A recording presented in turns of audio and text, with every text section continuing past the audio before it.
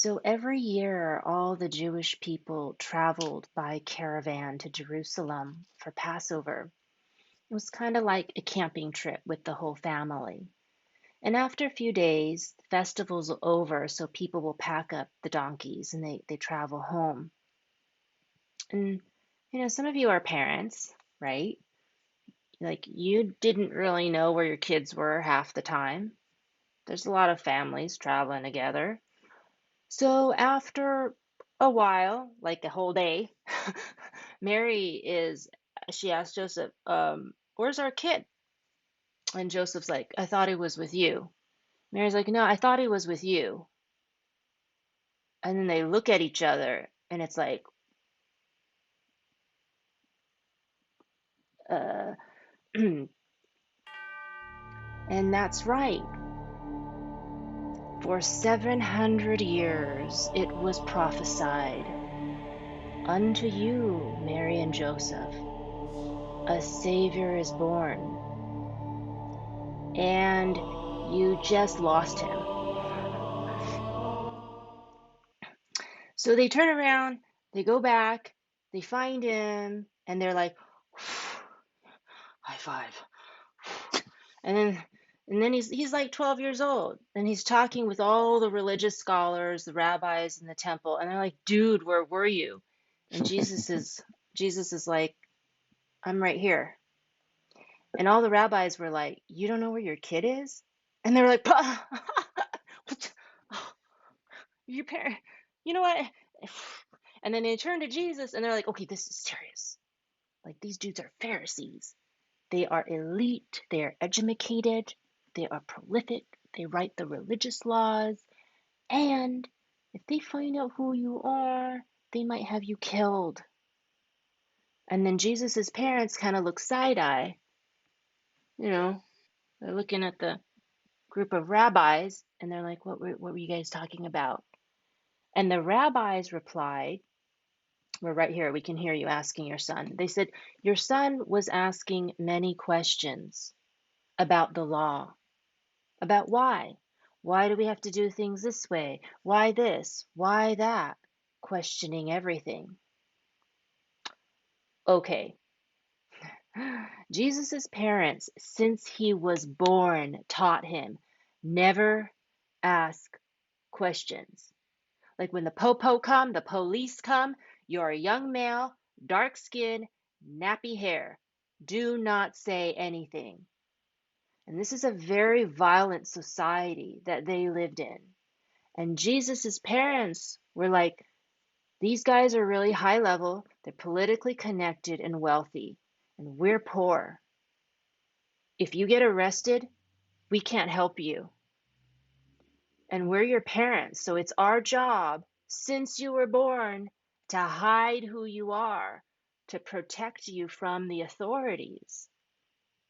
And Jesus is in 7th grade, and he says, but Mom, Dad, I was just being me. And they're like, you just being you? Well, how long is that going to last?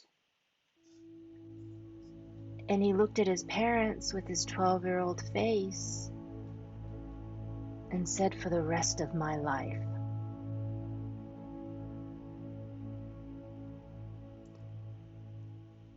I know that people don't want to deal with your choice to be happy.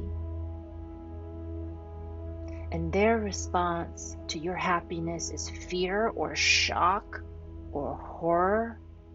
How dare you? Like, do you know what that means for your mother and I? Or for your own future? Do you really want to take everyone with you? Down with you?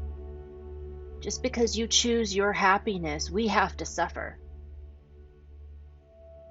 Where did the lie come from that people have to suffer in order for you to be happy?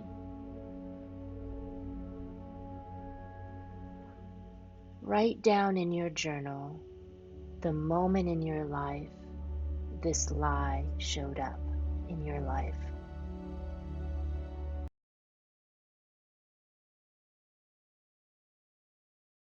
I know that for a lot of you, It doesn't sound like a lie when people say that because people might have actually suffered because you were gay or because or maybe your parents really did have to work really hard to put you through college. Jesus' disciples suffered when he chose to be the Christ. But the suffering that these people are going through is not because you chose your happiness. This suffering is the transfiguration that needs to happen in order for something old to die and something new to be born. It's the suffering that comes from holding on to their unhappiness and refusing anything that will make them happy. Like if you say to somebody who holds on to their unhappiness, look at Mochi, they'll be like, I'm allergic, please. Or do you want to meet my baby?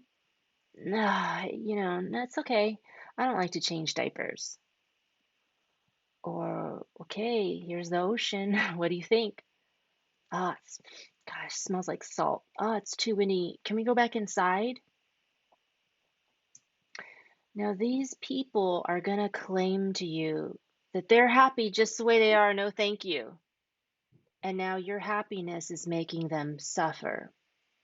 Like, I'm fine being all alone by myself in the house. I hate babies. I don't need fresh air. I'm okay with indoor air. And Jesus's father was like, I'm fine having a regular Jewish kid. I don't need a son who's going to be the savior. But they're not really happy. They're afraid. Happy people enjoy other happy people being happy, sharing their happiness with them. And above all, they like anything that is even more extreme in the happiness department. They want even more happiness. Happy people are always trying to up the game and spread happiness everywhere. Like they never have limits to their happiness. People who have a limit or a cap to their happiness are not happy. They're afraid because your happiness means change. And I swear to you, your happiness means that you will change the world. And that scares them. It means that you will change the world, not through your suffering or through their suffering, but through your happiness. Please write that in your journal. My happiness means that I will change the world. I'm sorry, that I am changing the world.